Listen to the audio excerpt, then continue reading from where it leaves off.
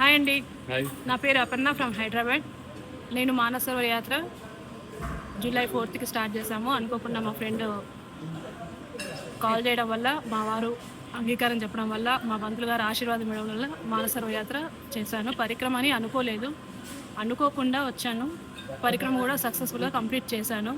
ఈ రాజుగారి ట్రిప్లో ఏంటంటే ఒకటి బెనిఫిట్ ఏంటంటే బస్లో రావడం వల్ల, రోజు ఒక్కొక్క ప్లేస్కి తీసుకెళ్తుండడం వల్ల అక్కడ ఉన్న హై ఆల్టిట్యూడ్కి బాడీ అలవాటు అయిపోయి ఎటువంటి ఇబ్బంది లేకుండా, ఎటువంటి ఇష్యూస్ లేకుండా నార్మల్గా పరిక్రమ చేయగలిగాము. అదొకటి చాలా అడ్వాంటేజ్గా ఉంది. మామూలుగా చాపర్లో, హెలికాప్టర్స్లో రావడం వల్ల వచ్చేదానికంటే కూడా దీంట్లో బెనిఫిట్స్ ఎక్కువ అనిపించాయి. ఫుడ్ విషయంలో కొంచెం యావరేజ్గా ఉన్నా, బట్ ఎవరికి ఇబ్బంది లేకుండా అందరం ఆరోగ్యంగా ఉన్నాము. అదొక రాజుగారి ఆశీర్వాదం అనుకుంటా.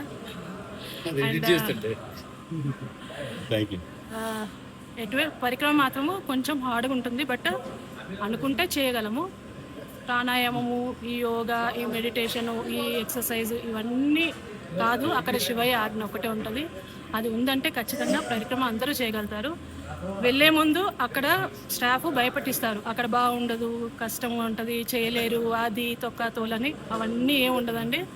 చెయ్యాలని ఖచ్చితమైన సంకల్పం ఉంటే, వెళ్ళాలి అనుకుంటానుకో వెళ్ళొచ్చు. అలానే వెళ్ళలేదని బాధ కూడా పడకూడదు, అవసరం లేదు. ఫస్ట్ డే పరిక్రమ అంటే 10 కిలోమీటర్స్ చేసుకోవచ్చు. మానసరోవరంలో మన స్నానం కూడా చేసుకోవచ్చు. ఈ రెండు చేసుకున్నంత మాత్రం కూడా శివయ్య దర్శనం దొరికినట్టే. అంతకు మించి బాడీ సహకరిస్తే 3 డేస్ పరిక్రమ కూడా కంప్లీట్ చేసుకోవచ్చు. అది కూడా వెళ్ళాను కూడా ఎట్ ఎనీ కాస్ట్ వెళ్ళిపోతున్నాను. Thank you.